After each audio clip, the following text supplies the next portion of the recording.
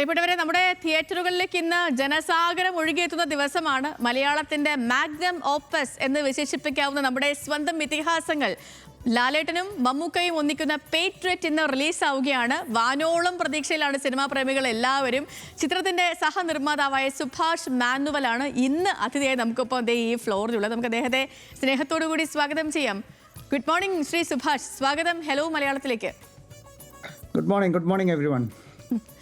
വളരെ സന്തോഷം, ഒപ്പം പ്രതീക്ഷയും ഒക്കെയുള്ള ഒരു ദിവസമാണ്. ഇപ്പൊ സമയം ഇവിടെ അങ്ങ് ഇവിടെ ഇല്ല, കേരളത്തിലില്ല എന്ന് എനിക്കറിയാം. ഇപ്പൊ കേരളത്തിൽ സമയം 8:44 9:15 ഇവിടെ പേട്രിയറ്റിന്റെ ആദ്യ റിലീസ് വെച്ചിരിക്കുന്നത്. അപ്പൊ അതായത് ഇനി വിരലിലെണ്ണാവുന്ന നിമിഷങ്ങൾ മാത്രമേ ഉള്ളൂ. ഈ ലാസ്റ്റ് മൊമെന്റിൽ എന്താ തോന്നണേ?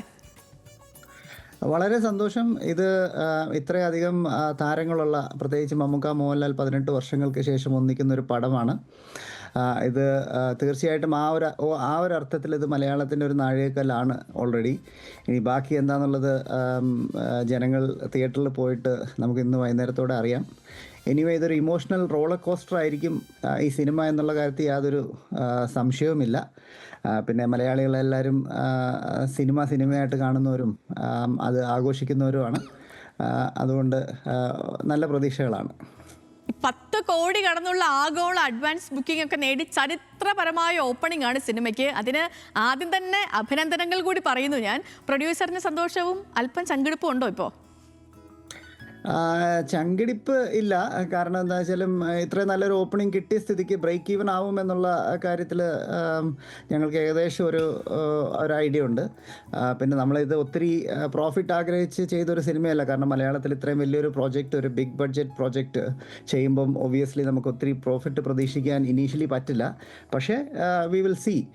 ഇതൊരു സിനിമ ഇങ്ങനെ ഒരു എല്ലാ താരങ്ങളും വരുന്നൊരു സിനിമ ചെയ്യുക എന്നുള്ള ഒരു ഉദ്ദേശത്തോടെയാണ് എല്ലാ നിർമ്മാതാക്കളും ഒരുമിച്ച് നിന്ന് ഈ പടം പൂർത്തിയാക്കാൻ വേണ്ടി എല്ലാവരും പടത്തിൽ പ്രവർത്തിച്ച എല്ലാവരും ആ ഒരൊറ്റ ആഗ്രഹത്തിലാണ് എല്ലാവരും മുമ്പോട്ട് പോയത്. അതുകൊണ്ട് പ്രോഫിറ്റ് ഓറിയൻറ്റഡ് എന്ന് പറയാൻ പറ്റില്ല, അല്ലെങ്കിൽ ഇത്രയും വലിയ ബഡ്ജറ്റ് ചിന്തിക്കില്ല. അപ്പോൾ ഇതൊരു നമുക്ക് എല്ലാവർക്കും മലയാളികൾക്ക് ആഘോഷിക്കാൻ പറ്റുന്ന ഒരു പടമാവട്ടെ എന്നുള്ളൊരു ഒരു കാര്യമാണ് ഞങ്ങളെല്ലാം മുമ്പോട്ട് നയിച്ചത്. ശ്രീ സുഭാഷ് മാനുവൽ, ഇപ്പം നമുക്ക് ഈ സംസാരിക്കുന്ന പോലെ വാക്കുകളിൽ ഒതുക്കാൻ പറ്റുന്ന ഒരു വലുപ്പമല്ല പേട്രിയറ്റ് എന്ന് പറയുന്ന ഈ ഒരു സിനിമയ്ക്കുള്ളത്. അതിലേറെ തന്നെ പ്രതീക്ഷയിലുമാണ് മലയാളികൾ. അപ്പം സിനിമയ്ക്ക് പ്രിവ്യൂ ഉണ്ടായിരുന്നോ? അങ്ങ് സിനിമ കണ്ടിരുന്നോ? പ്രേക്ഷകരുടെ പ്രതീക്ഷ കാക്കുമല്ലോ അല്ലേ ഈ സിനിമ?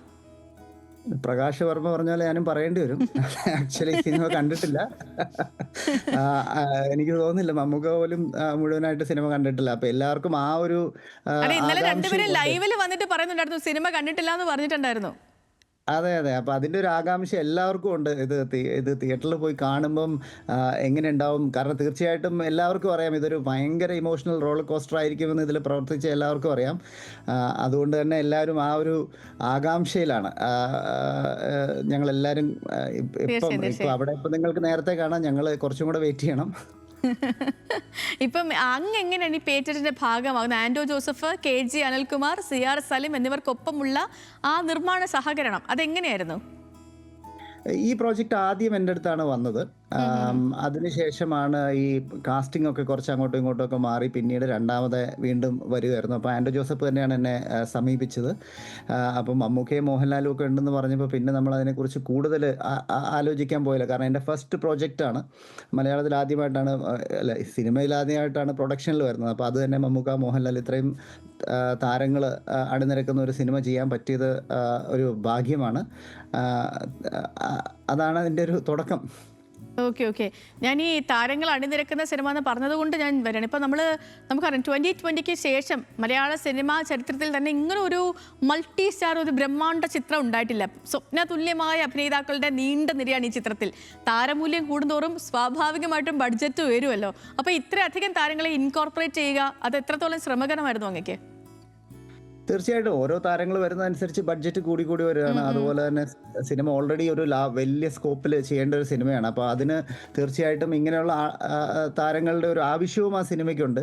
കാരണം ഇത്രയും വലിയൊരു പ്രോജക്റ്റ് മലയാളത്തിൽ പുൾ ഓഫ് ചെയ്യുക എന്ന് പറയുന്നത് ഒരു ഹെർക്കൂലിയൻ ടാസ്ക് തന്നെയായിരുന്നു.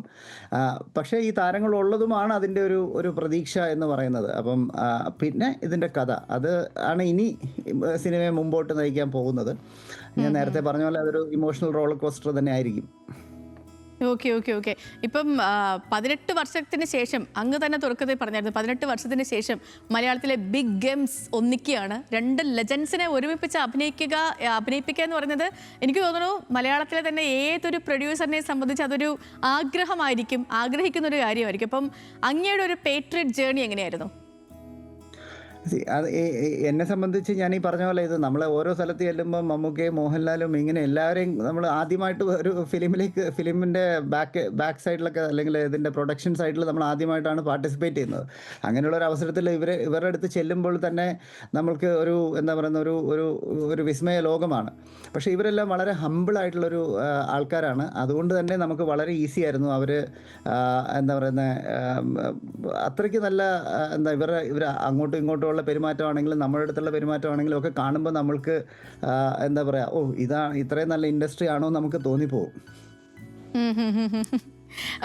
ശ്രീ ഇനി നമ്മൾ പറയുന്നത് സുഭാഷ് മേനോൻ ഇപ്പം ഈ 130 ദിവസത്തെ ഷൂട്ടിംഗ് ആയിരുന്നു ഈ സിനിമയുടേത്.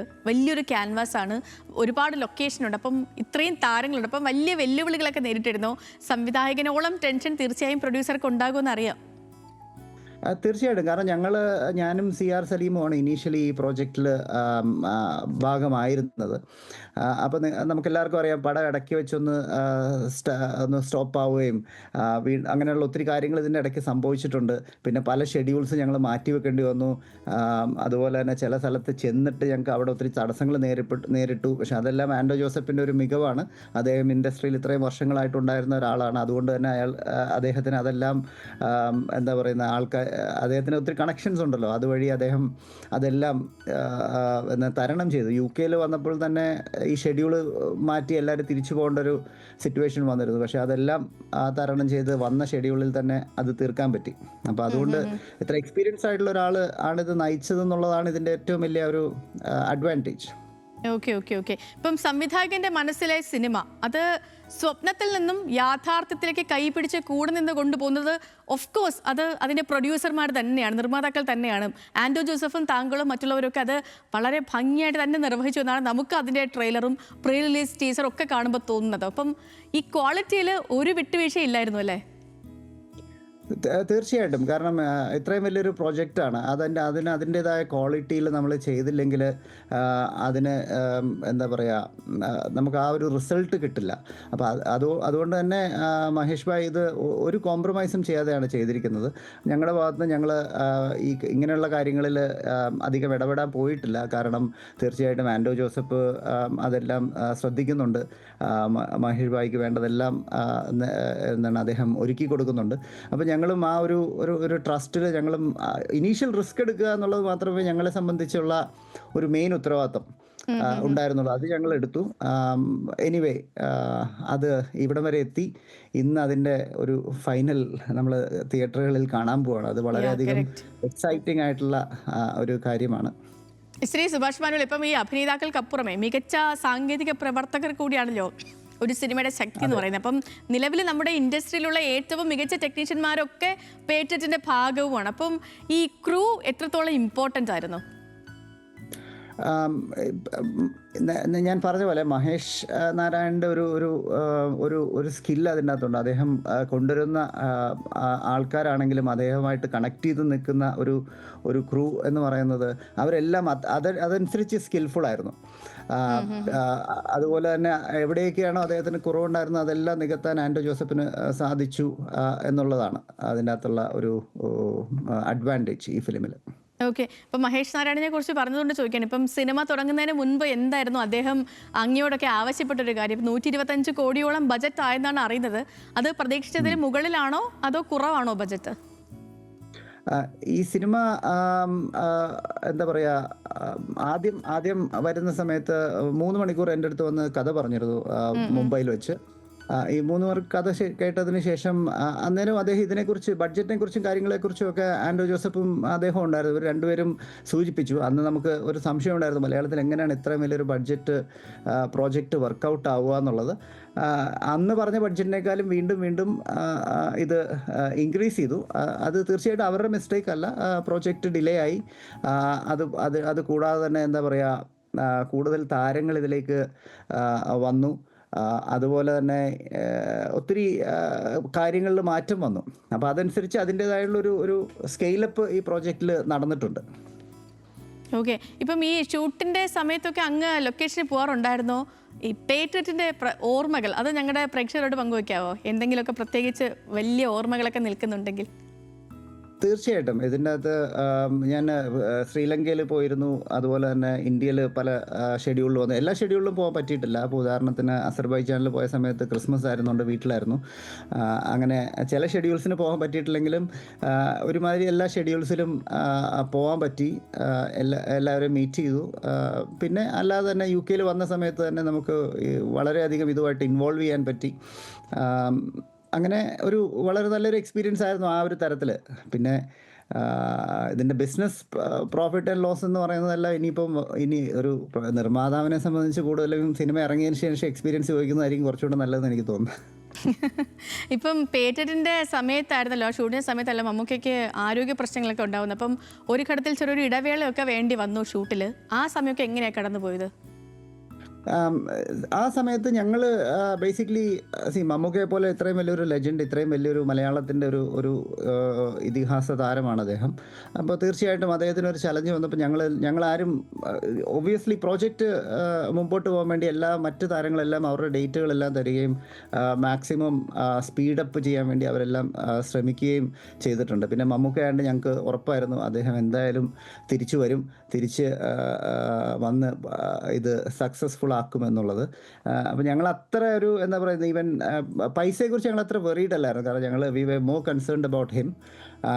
ബട്ട് ആസ് ഞങ്ങൾ വിശ്വസിച്ച പോലെ തന്നെ അദ്ദേഹം വളരെ അതിലും സുന്ദരനും ചെറുപ്പവുമായി തിരിച്ചു വന്നു എന്ന് വേണം പറയാൻ.